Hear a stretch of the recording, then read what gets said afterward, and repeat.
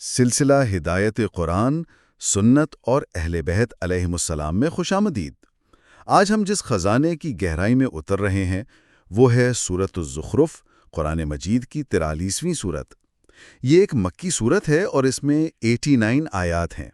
اس کا نام الزخرف یعنی سونے کی آرائش خود ہی اس کے مرکزی خیال کی طرف اشارہ کرتا ہے۔ ظاہری چمک دمک اور حقیقی قدر کے درمیان فرق۔ یہ صورت ہمیں بار بار ایک سوال پر سوچنے پر مجبور کرتی ہے کہ ہم اپنی زندگی میں کس چیز کو اہمیت دیتے ہیں، دنیا کی عارضی آرائش کو یا پھر اس ابدی حقیقت کو جو اللہ نے اپنی کتاب میں نازل کی ہے۔ آئیے اسی کتاب کی قسم سے آغاز کرتے ہیں جس کا اللہ نے خود ذکر کیا ہے۔ وَالْكِتَابِ الْمُبِينِ، قسم ہے اس واضح اور روشن کتاب کی۔ اِنَّا جَعَلْنَاهُ قُرْآنًا عَرَبِيًّا لَعَلَّكُمْ تَعْقِلُونَ، ہم نے اسے عربی زبان کا قرآن بنایا ہے تاکہ تم لوگ عقل سے کام لو۔ وَإِنَّهُ فِي أُمِّ الْكِتَابِ لَدَيْنَا لَعَلِيٌّ حَكِيمٌ، اور بے شک یہ ہمارے پاس الکتاب یعنی لوح محفوظ میں ہے اور یقیناً بہت بلند مرتبہ اور حکمت والی کتاب ہے۔ یہاں 3 باتیں بہت اہم ہیں۔ پہلی، یہ کتاب مبین یعنی روشن ہے، اس میں کوئی ابہام نہیں۔ دوسری، یہ عربی ہے۔ مفسرین کہتے ہیں کہ اس کا ایک مطلب تو عربی زبان ہے جو اپنے وسیع دامن کی وجہ سے گہرے معنی کو سمیٹ سکتی ہے، لیکن دوسرا مطلب فصیح و بلیغ ہونا بھی ہے، یعنی اس کا بیان اتنا واضح ہے کہ وہ برائے راست عقل سے بات کرتا ہے۔ اور تیسری اور سب سے اہم بات، اس کا اصل مقام الکتاب یعنی لوح محفوظ ہے، جہاں یہ بلند اور حکمت سے بھرپور ہے۔ گویا جو کتاب ہمارے ہاتھوں میں ہے وہ ایک عظیم تر حقیقت کا عکس ہے۔ اچھا، یہاں ایک بات سوچنے والی ہے۔ قرآن کے عربی ہونے پر اتنا زور کیوں دیا گیا ہے؟ اگر مقصد صرف عرب کے لوگوں تک پیغام پہنچانا تھا تو یہ بات تو واضح ہے، لیکن جس طرح آپ نے فصاحت کا ذکر کیا، کیا اس کا مطلب یہ ہے کہ اللہ نے اس پیغام کے لیے ایک ایسا ذریعہ منتخب کیا جو انسانی عقل کی بہترین صلاحیتوں کو چیلنج کر سکے؟ یعنی یہ صرف زبان کا معاملہ نہیں بلکہ عقل کو دعوت فکر دینے کا ایک مکمل نظام ہے۔ بالکل، آپ نے اس کی روح کو پکڑ لیا ہے۔ یہ عقل کو بیدار کرنے کا ایک ڈیوائن ٹول ہے، اور یہ بیداری تب شروع ہوتی ہے جب انسان اپنے آیت گرد اللہ کی نشانیوں پر غور کرتا ہے۔ سورت آگے چل کر ہمیں اسی غور و فکر کی دعوت دیتی ہے۔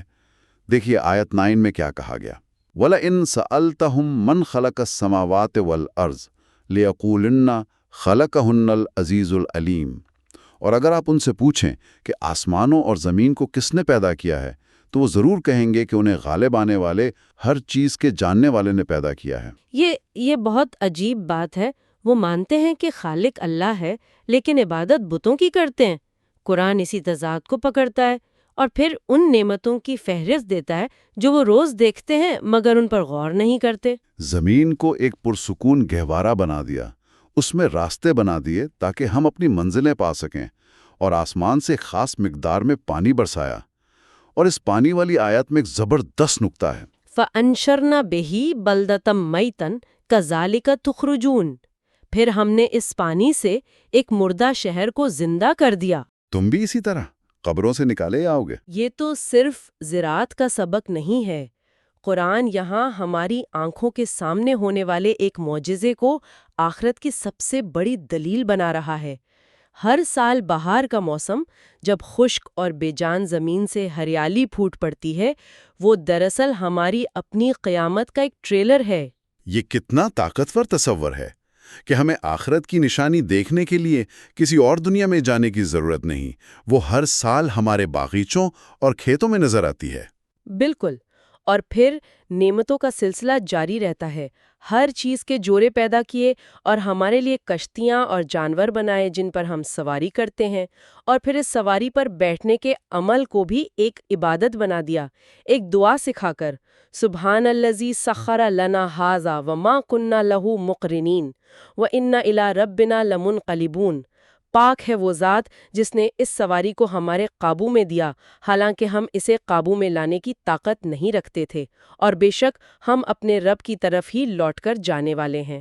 یہ دعا، یہ بہت گہری ہے۔ یہ صرف شکریہ ادا کرنا نہیں ہے۔ اس کے آخری حصے میں اور ہم اپنے رب کی طرف ہی لوٹ کر جانے والے ہیں، ایک چھوٹے سے سفر کو زندگی کے سب سے بڑے سفر سے جوڑ دیا گیا ہے۔ گویا ہر بار جب ہم گاڑی میں بیٹھتے ہیں، بس میں بیٹھتے ہیں یا جہاز میں بیٹھتے ہیں تو ہمیں یاد دلایا جاتا ہے کہ یہ سواری عارضی ہے، اصل منزل تو کہیں اور ہے۔ لیکن آج کی تیز رفتار زندگی میں اس اصول پر عمل کرنا، ہر کام کو اللہ کی یاد سے جوڑنا بہت مشکل اور کبھی کبھی پریشان کن بھی لگ سکتا ہے۔ انسان یہ کیسے کرے کہ یہ عمل ایک بوجھ نہ بنے بلکہ روحانی سکون کا باعث ہو؟ یہ بہت اہم سوال ہے، شاید اس کا جواب کوشش میں ہے۔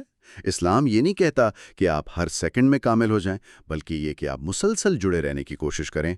یہ دعا اسی کوشش کا ایک حصہ ہے۔ لیکن جب انسان یہ کوشش چھوڑ دیتا ہے اور نعمتوں کو اپنا حق سمجھنے لگتا ہے، تب وہ تکبر میں مبتلا ہو جاتا ہے۔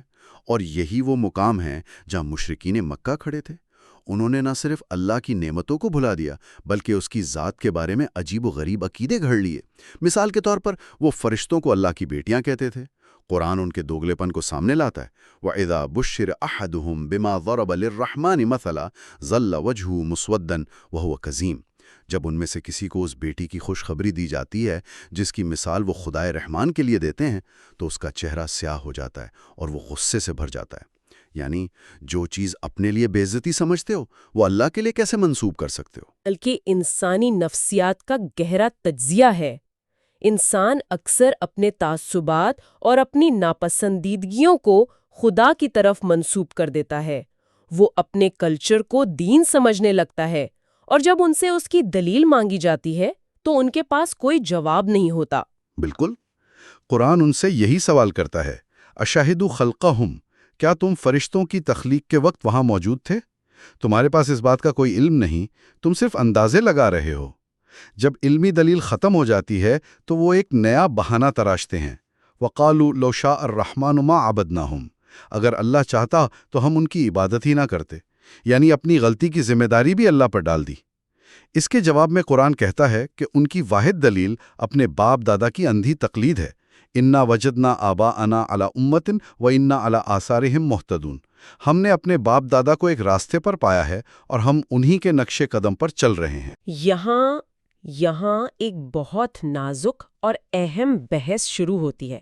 قرآن آباء و اجداد کی اندھی تقلید کی مذمت کر رہا ہے، لیکن دوسری طرف تہذیب اور معاشرہ روایات اور بزرگوں کے احترام پر ہی قائم رہتے ہیں۔ تو پھر ایک عام انسان کیسے فرق کرے کہ وہ کہاں قابل قدر روایت کی پیروی کر رہا ہے اور کہاں وہ صرف اندھی تقلید کے جال میں پھنس گیا ہے؟ اس کی لکیر کہاں کھینچی جائے؟ بہت خوبصورت سوال ہے، اور قرآن اس کا جواب بھی دیتا ہے۔ لکیر کا نام ہے علم اور بہتر ہدایت۔ دیکھیں، جب انبیاء آتے تھے تو وہ یہ نہیں کہتے تھے کہ اپنے باپ دادا کی ہر بات چھوڑ دو۔ وہ کہتے تھے اولو جئتم بأہدی مما وجدتم علیہ آباءکم، کیا تم میری پیروی نہیں کرو گے چاہے میں تمہارے لیے اس سے بہتر ہدایت لاؤں جس پر تم نے اپنے باپ دادا کو پایا ہے؟ یعنی معیار عقل، دلیل اور بہتر راستہ ہے۔ لیکن ہر دور کے خوشحال اور عیش پرست طبقے یعنی مترفوہا نے اس دعوت کو رد کر دیا۔ کیوں؟ کیونکہ تبدیلی سے ان کے مفادات پر ضرب پڑتی تھی۔ اسی اندھی تقلید کے مقابلے میں قرآن حضرت ابراہیم علیہ السلام کی مثال پیش کرتا ہے، جنہوں نے علم اور دلیل کی بنیاد پر اپنے باپ یعنی چچا آزر اور قوم کے معبودوں سے مکمل بیزاری کا اعلان کیا۔ إِلَّا الَّذِي فَطَرَنِي فَإِنَّهُ سَيَهْدِينِ، سوائے اس ذات کے جس نے مجھے پیدا کیا وہی میری رہنمائی کرے گا۔ اور پھر اللہ نے ان کے اس توحیدی کلمے کو ان کی نسل میں کلمہ باقیہ یعنی باقی رہنے والا کلمہ بنا دیا۔ روایات اہل بیت میں اس کلمہ باقیہ کی خاص تشریح ملتی ہے جو اسے امامت کے اس سلسلے سے جوڑتی ہے جو حضرت ابراہیم علیہ السلام کی نسل سے ہوتا ہوا امام حسین علیہ السلام کی اولاد میں قیامت تک جاری رہے گا۔ تو گویا حضرت ابراہیم علیہ السلام نے ایک معیار قائم کر دیا۔ سچائی کا رشتہ خونی رشتوں اور روایات سے زیادہ مضبوط ہوتا ہے، لیکن قریش مکہ اس معیار کو سمجھنے سے قاصر تھے۔ وہ وہ سچائی کو بھی مادی پیمانوں سے ناپتے تھے۔ آپ نے بالکل نبض پر ہاتھ رکھا ہے۔ جب ان کے پاس قرآن اور ایک واضح رسول آ گئے تو ان کا اعتراض جانتے ہیں کیا تھا؟ وَقَالُوا لَوْلَا نُزِّلَ هَذَا الْقُرْآنُ عَلَىٰ رَجُلٍ مِّنَ الْقَرْيَتَيْنِ عَظِيمٍ۔ یہ قرآن مکہ یا طائف کے کسی بڑے یعنی مالدار اور طاقتور آدمی پر کیوں نازل نہیں ہوا؟ یہ اس صورت کا مرکزی نقطہ ہے۔ وہ نبوت جیسی روحانی ذمہ داری کو بھی دولت اور سماجی حیثیت سے تول رہے تھے۔ اور یہی سوچ ہمیں فرعون کے قصے میں بھی نظر آتی ہے۔ جب حضرت موسیٰ علیہ السلام اس کے پاس گئے تو اس نے بھی یہی دلیل دی تھی، ام انا خیر من ھذا الذی ھوا مہین ولا یکاد یبین، کیا میں اس شخص سے بہتر نہیں ہوں جو بے حیثیت ہے اور ٹھیک سے بات بھی نہیں کر سکتا؟ یہ حیرت انگیز مماثلت ہے۔ قریش مکہ اور فرعون دونوں نے پیغام کی سچائی دیکھنے کے بجائے پیغمبر کی ظاہری حالت کو دیکھا۔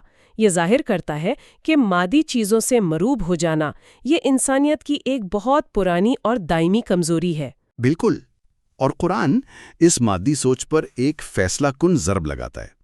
آیت 32 میں اللہ پوچھتا ہے، اہم یقسمون رحمت ربک، کیا یہ لوگ آپ کے رب کی رحمت یعنی نبوت تقسیم کرتے ہیں؟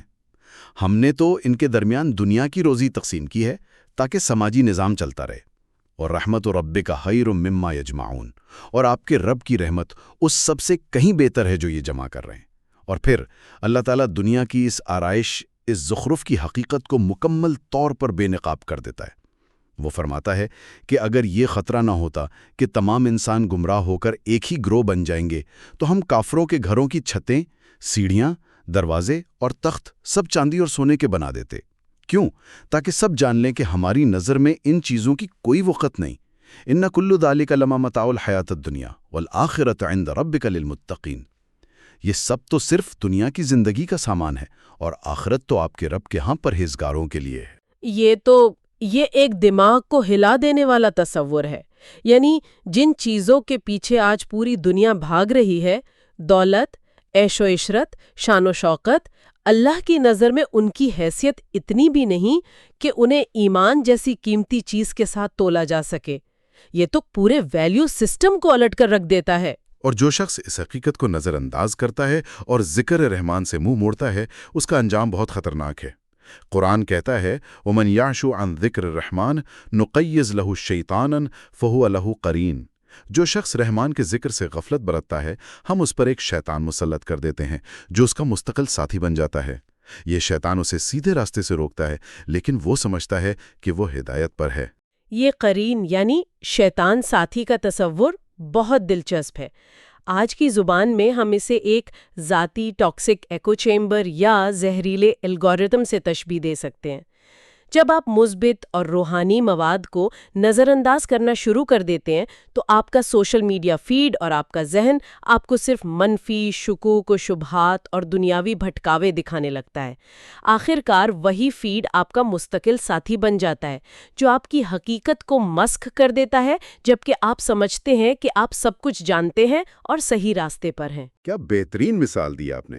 اور قیامت کے دن یہی شخص اپنے ساتھی سے کہے گا، یا لیت بینی و بینک بعد المشرقین فبئس القرین، کاش میرے اور تیرے درمیان مشرق و مغرب کا فاصلہ ہوتا تو کتنا ہی برا ساتھی ہے۔ اس کے بعد رسول اللہ صلی اللہ علیہ وسلم کو تسلی دی جاتی ہے کہ آپ ان بہروں کو نہیں سنا سکتے اور ان اندھوں کو راستہ نہیں دکھا سکتے جو جان بوجھ کر آنکھیں بند کر لیں۔ اور پھر فرمایا گیا کہ یہ قرآن آپ کے اور آپ کی قوم کے لیے ایک شرف اور نصیحت ہے۔ وَسَوْفَ تُسْأَلُونَ، اور عنقریب تم سب سے اس کے بارے میں پوچھا جائے گا۔ روایت کے مطابق یہ سوال ولایت علی بن ابی طالب علیہ السلام کے بارے میں ہوگا۔ اس کے بعد سورت آخرت کے مناظر پیش کرتی ہے۔ ایک طرف جنت ہے جہاں متقین سے کہا جائے گا، یا عبادی لا خوف علیکم اليوم ولا انتم تحزنون، اے میرے بندو آج تم پر نہ کوئی خوف ہے اور نہ تم غمگین ہوگے۔ اور وہاں انہیں کیا ملے گا؟ وَفِيهَا مَا تَشْتَهِي الْأَنفُسُ وَتَلَذُّ الْأَعْيُنُ، وہاں ہر وہ چیز ہوگی جس کی نفس کو خواہش ہوگی اور جس سے آنکھوں کو لذت ملے گی۔ جنت کی یہ تعریف یہ بہت ذاتی اور جامع ہے۔ یہ نہیں کہا گیا کہ سب کو ایک جیسی چیزیں ملیں گی، بلکہ ایک اصول بیان کر دیا گیا ہے کہ ہر انسان کی روح کی گہرائیوں میں جو سب سے پاکیزہ اور خوبصورت خواہش ہے اسے پورا کیا جائے گا۔ یہ اس بات کی طرف اشارہ ہے کہ حقیقی انعام کوئی ون سائز فٹس آل پیکج نہیں، بلکہ خوشناسی اور روحانی تکمیل کی ایک ایسی کیفیت ہے جو ہر شخص کے لیے منفرد ہوگی۔ اور دوسری طرف مجرموں کا حال ہے، وہ جہنم کے عذاب میں ہمیشہ رہیں گے، اور وہ مایوس ہو کر جہنم کے داروغہ مالک کو پکاریں گے، لِیَقْضِیَ عَلَيْنَا رَبُّکَ، اپنے رب سے کہو کہ وہ ہمیں موت دے دے، لیکن جواب ملے گا اِنَّکُم مَاکِثُونَ، تمہیں اسی حال میں ہمیشہ رہنا ہے۔ یہ مایوسی کی انتہا ہے۔ سورت اپنے اختتام پر توحید کی ایک حتمی اور منطقی دلیل پیش کرتی ہے۔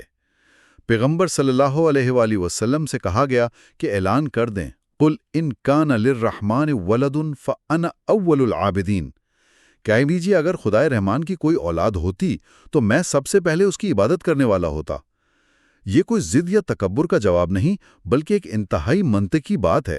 مطلب یہ کہ میں حق کا پیروکار ہوں، اگر دلیل سے ثابت ہو جائے تو میں سب سے پہلے مانوں گا، لیکن چونکہ یہ ناممکن ہے اور اس کی کوئی دلیل نہیں، اس لیے میں اسے نہیں مان سکتا۔ یہ دلیل کی طاقت ہے، اور پوری صورت میں انکار اور تضحیق کا سامنا کرنے کے بعد آخری آیت کا انداز وہ سب سے زیادہ متاثر کن ہے۔ اللہ اپنے نبی کی شکایت سنتا ہے، یا ربی ان ہؤلاء قوم لا یؤمنون، اے میرے رب یہ وہ لوگ ہیں جو ایمان نہیں لاتے۔ اس فریاد کے جواب میں غصے یا فوری عذاب کا حکم نہیں آتا۔ جی ہاں، بلکہ حکم آتا ہے فَاصْفَحْ عَنْهُمْ وَقُلْ سَلَامٌ فَسَوْفَ يَعْلَمُونَ، پس ان سے درگزر کیجیے اور سلام کہیے، وہ عنقریب جان لیں گے۔ یعنی بحث ختم، حجت تمام۔ اب ان سے الجھنے کے بجائے ایک وقار کے ساتھ الگ ہو جائیں اور سلامتی کی بات کریں۔ یہ سلام کہہ کر درگزر کرنا کمزوری نہیں بلکہ اخلاقی برتری اور رحمت کی سب سے بڑی نشانی ہے۔ مسلسل نفرت اور مخالفت کے جواب میں بھی امید اور وقار کا دامن نہ چھوڑنا، اس میں آج کے دور کے لیے خاص طور پر جب آن لائن اور آف لائن مباحثے نفرت سے بھرے ہوتے ہیں، کیا گہری حکمت پوشیدہ ہے۔ یہ ہمیں سکھاتا ہے کہ کب بات کرنی ہے اور کب ایک باوقار خاموشی اور سلامتی کے پیغام کے ساتھ پیچھے ہٹنا ہے۔ بالکل، اور یہی نقطہ ہمیں ہماری آج کی آخری سوچ کی طرف لاتا ہے جو ہم اپنے سننے والوں کے لیے چھوڑ کر جا رہے ہیں۔ اس صورت کا مرکزی خیال دنیا کی ظاہری چمک دمک یعنی زخرف اور حقیقی روحانی قدر کے درمیان فرق کو واضح کرنا ہے۔ اگر مسلسل انکار اور مخالفت کا حتمی جواب ایک ناگزیر انجام سے پہلے ایک باوقار سلام ہے، تو یہ ہمیں طاقت اور کمزوری کی ہماری اپنی تعریفوں پر نظر ثانی کرنے پر کیسے مجبور کرتا ہے، اور یہ علم اور سچائی کو جاننے کے بعد پیدا ہونے والی ذمہ داری یعنی رحمت اور درگزر کی ذمہ داری پر کیسے روشنی ڈالتا ہے۔